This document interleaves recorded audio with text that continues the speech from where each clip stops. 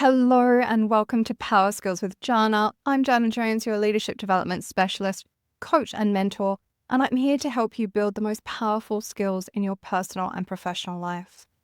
Today, we are diving into a brutal reality that I often see leaders overlook, not because they don't care, but because they're incredibly busy, overwhelmed, or caught up in the technical work of their roles and the day-to-day challenges of leadership.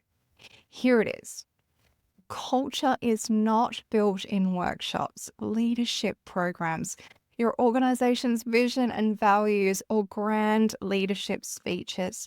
It's built in the micro moments, in the day-to-day, the behavior that you inadvertently accept when you're busy. Now, don't get me wrong, workshops are incredibly powerful and I love facilitating them. I see real growth and breakthroughs happen in some of those rooms. But the culture of your team, we can certainly work to shape that together, but it is the lived, breathed, and felt experience of working with you and around you. That is being shaped every day in every conversation, every decision, and every silence as well. So in this week's episode, we're going to unpack what that really means and how you can start leading culture more intentionally every single day.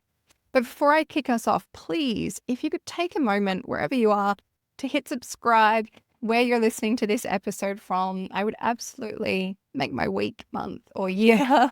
I do a heap of work to bring you these podcast episodes and newsletters full of insights, growth, and learnings for free, purely for the love of it and desire to have a greater and wider impact. So if you wouldn't mind taking the time to hit subscribe and showing me a little love back, I would really appreciate it. Thank you so much. So what is culture really? Because culture is not your values poster. It's not your strategy offsite days or your leadership alignment conference. It's not what you say you care about even. It's the unwritten rules of your team. It's what people believe is normal, acceptable, and sometimes even rewarded. It is the emotional tone of your workplace, what people feel when they walk into a meeting, when they make a mistake, when they raise an idea, or when they speak up about something that really matters. It's built through repetition, through action. And here's the kicker. The strongest signal you send about your culture is what you let slide. Let me share an example. I worked with an organization who were embarking on a global leadership program, a massive commitment to be sure, but let's consider the culture that already existed around leadership because that's what we needed to tackle first, much to their displeasure. A significant layer of leadership in the organization had the worst safety ratings across the board. Leadership behaviors aligned a lot more with Niccolo Machiavelli than the 21st century workplace, but those leaders had outstanding productivity and performance in their team or their country practices, and so they were rewarded. Whether it was bonuses or promotions, culturally, the impact was diabolical. It told everyone that was the sort of behavior that was not only valued, but actively rewarded, and it was truly toxic and ultimately damaging for them. Now, that's a fairly extreme example, but it holds true. What you tolerate, you teach. Now let's bring this a little bit closer to home. As a leader of people or even a personal leader in a team, have you ever let some disrespectful comment go unchallenged? Ignored poor behavior because the person delivers great results? Avoided a tough conversation because it felt too hard or really uncomfortable? You're not alone, because I think we all have done that at some point. But here's what happens when we do, especially as leaders. We signal to everyone watching that this is okay. Your silence actually says something, whether you intend it to or not. Your inaction teaches something. Culture is constantly being shaped by what we reinforce, what we reward, and of course, what we tolerate. This is why adaptive leadership actually matters so much. It's not about having the right answers, it's about being human enough and brave enough and self aware enough to show up when it really counts. Let's consider the workshop myth for a moment, because when it comes to culture, most often than not, I'm being asked to do a workshop style intervention, which is fantastic. But workshops are not culture, they're a single moment in time. They can be incredibly inspirational, transformational, and completely necessary to draw a line in the sand and forge a new path forward in certain situations. But the real work is in what happens after, when people go back to their desks, their sites, their meetings, their inboxes, when they're in the mundane banalities of their day-to-day work. Specifically, culture change happens in the micro moments, when a leader checks in instead of checking out, when a team member is acknowledged for their support and effort, not just their outcome, when someone calls out behaviour that's out of alignment, even when it's uncomfortable. Actually, especially when it's uncomfortable. Workshops might provide the standard and the tools by which to have those conversations to cultivate greater accountability and a lightning spark for leadership, but your day-to-day leadership is either the oxygen or the extinguisher. Let me give you a few scenarios that I see often in coaching and facilitation. So scenario 1, the high performer who undermines others. They hit their targets, they're technically brilliant, perhaps even giftedly so. But they talk over others in meetings. They put down the ideas of others and they create tension in the team. And the leader, when talked to about it, says, yeah, I know, but they're really good at what they do. The translation is that being a respectful teammate is optional here. In scenario 2, there's an unspoken energy in teams. Perhaps you run your value session. Everyone agrees that respect and open feedback are the key for the team in moving forward. But 2 weeks later, when someone interrupts to talk negatively and bring the whole group down and dismisses all ideas towards a resolution, no one says anything. The translation is that the values are just words. We don't really live by them. Over time, these seemingly insignificant scenarios, perhaps insignificant in the moment, upon reflection a little bit different, they will erode psychological safety, collaboration, and morale. A few years ago, a very senior leader tried to tell me that when crafting our organization's leadership accountabilities, that culture wasn't something leaders had control over.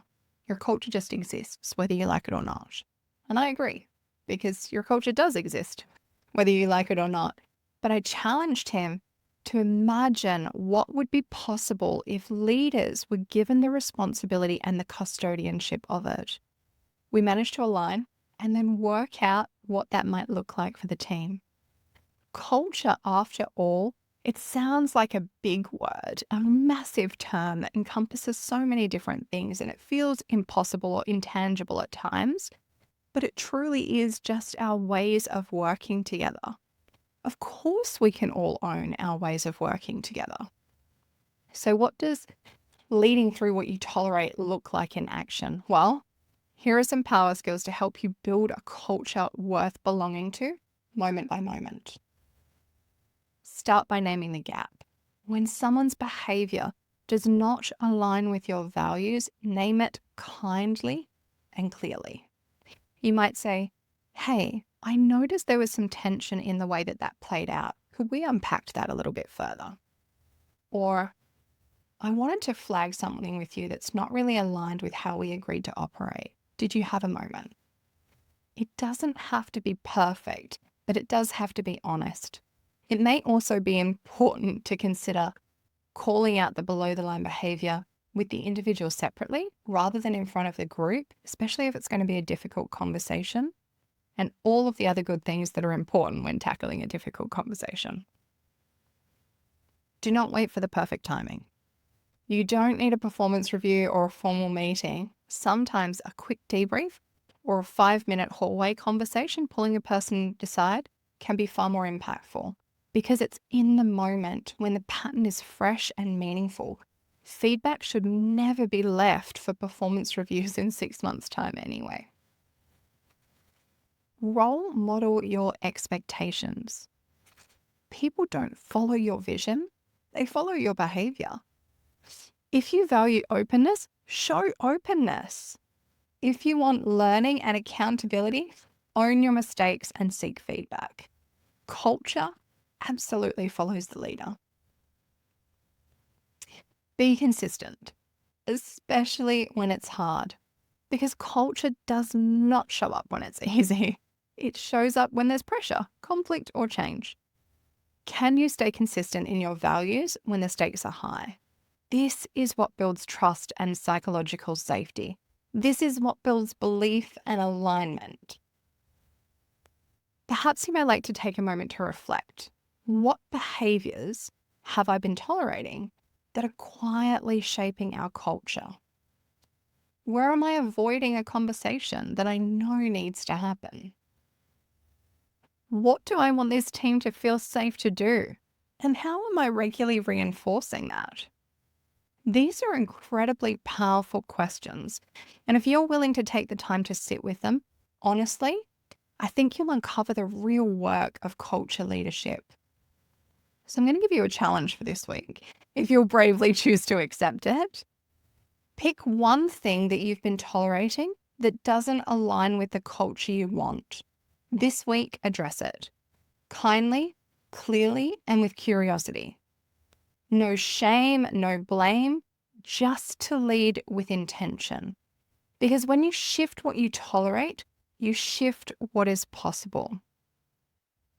If this episode has resonated with you, I would love to hear the culture shaping moment that you're going to take action on this week.